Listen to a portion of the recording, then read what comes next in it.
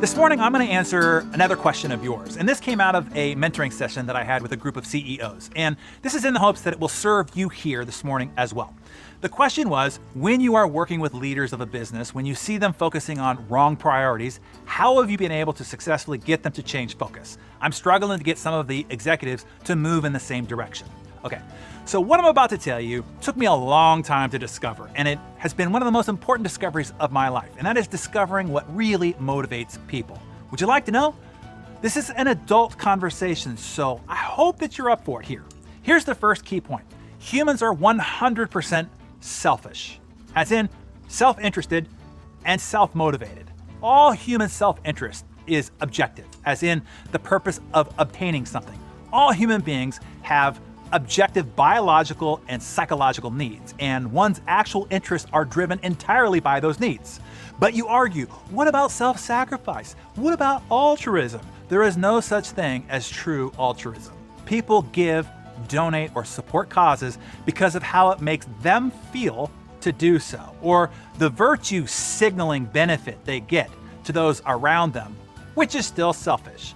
Even those who sacrifice themselves for someone else is an act of objective self-interest. You see, humans are a tribe species, and we live in a social world. Thus, acceptance, belonging, and getting along are still motives for the survival of the self. When presented with a choice of self-sacrifice, when that has to be made, and if they don't, they won't be able to live with themselves not having done so, it is still a self-driven or selfish drive. So now that you understand we are 100% selfish in all situations at all times, understand this. People don't work for you. They only work for themselves. While you might sign their checks and employ them, make no mistake about it. They are working for themselves, not you. And as soon as what you are doing or offering isn't working for them, they're gone.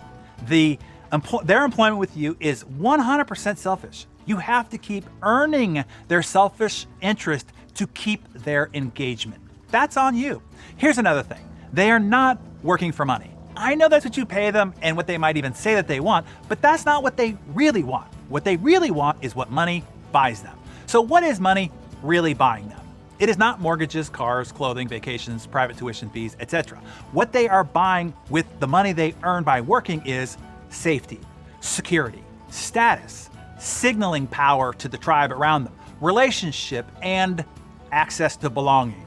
People are also not motivated by goals, missions, and vision statements. They are motivated by gaining validation, identity, status, virtue signaling, a sense of significance, and personal importance. They want to matter, and they want others to know that they matter.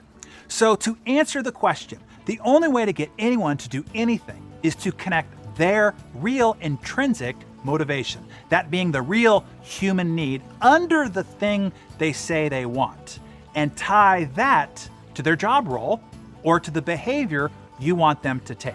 Now, if you want to know how to discover someone's real intrinsic motivations and then how to attach it to their job roles so everyone in every seat of your bus sees exactly how what they do contributes to their individual sense of significance and importance, that's what I detail on the third day of our business masterclass, the High Performance Forum. Those instructions are far more than we can cover here in our time on Darren Daily. Just catch this first distinction. Probably most everything you are doing in the attempt to motivate, inspire, or fire up your troops at the office and at home work. You have to get to the underlying identity that they seek and tie that to what you want them to do. Only when the behavior you want them to take serves their real self-interest will anyone do anything. So, my Darren Daily friends, after this episode, I